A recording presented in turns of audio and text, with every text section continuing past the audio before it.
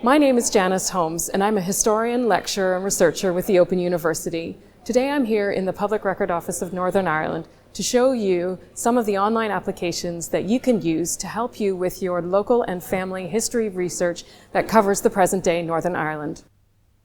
In this video, we are going to show you how to use valuation records that are available online. Under the direction of Sir Richard Griffith, between 1848 and 1864, all Irish land and some houses were valued. This has become known as the primary valuation of Ireland, or Griffith's valuation. The tax for which plots were liable was listed in large valuation books that were divided by county, and then broken down into smaller units, the smallest of which is the townland.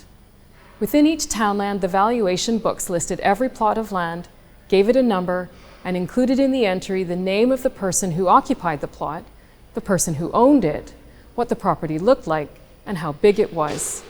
The Griffiths valuation has been digitized for the whole of Ireland and is now available online. Thereafter, as each plot was reviewed and revalued, the books would be updated with any change of occupier or owner, any developments on the plot, and the new tax payable.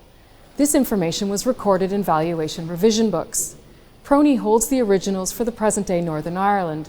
Volumes from the 1860s to the 1930s have been digitized and can be accessed online.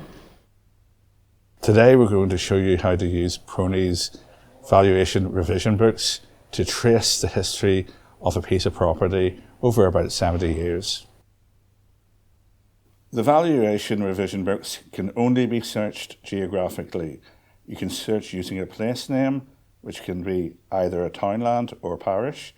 Alternatively, you can browse by selecting one of the 6 counties of modern-day Northern Ireland, or by selecting the cities of Belfast or Derry, Londonderry. Once you have selected a county, you can then select a parish or city from the drop-down menu. For example, you search for the townland of Drumray. You will get the following list of results. The top 6 results all relate to the townland of Drumray in Ballymoney, County Antrim. However, each of them has different dates. If you open the earliest volume for 1864, you are taken to the front page.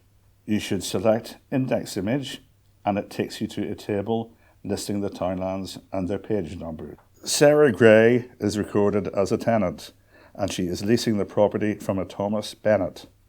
The property is described as house, offices and land. The lot is subdivided between 11A and 11B.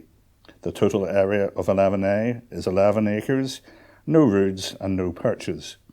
The total area of 11B is 3 acres, 2 roods and 27 perches. You can also see that Sarah is renting out 3 houses to a Mary McGonigal, a William Hindman and a Mary Pollock. The total valuation for the houses and land is £12.15.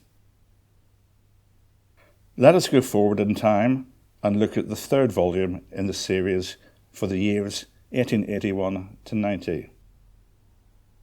The most noticeable difference is Sarah Gray's name has a line through it, and a William Gray, presumably a relative, is now the occupant. Changes are always recorded using coloured pens. In this case, William has been inserted using a purple pen. If you scroll to the far right of the page, there is a date recorded.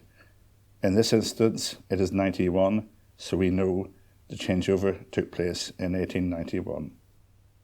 The 4th book in the series is for the years 1891 to 1908. William Gray's name has a line through it, and a Thomas Rossborough is now named as the occupier. The landlord has also changed from Thomas Bennett to Reverend Stephen Bennett. You can also see that the 3 subtenants have changed. They are now listed as Jane Dunlop and Robert Atchison. The changes seem to have happened in 1905. The 5th volume in the series is for the period 1909 to 20. Thomas is still the occupant. There is no longer a landlord, as Thomas has purchased the property. There have been several changes to the occupants of 11B, with Jane Dunlop, then Robert Cole, Susan Booth, Martha Core, and finally Rose McMullen recorded. Rose has also purchased her property and is no longer a tenant. The 6th and last volume is for the period 1921 to 1929. Thomas Rossborough has sold up to a Thomas Cunningham in 1922. Rose McMullen has also sold 11B to a Hugh Docherty in 1929. What this example demonstrates is that you can trace the history of a piece of property or land for about 70 years online and for free. For further information about these and other online sources, please go to the PRONI website at www.nidirect.gov.uk/PRONI.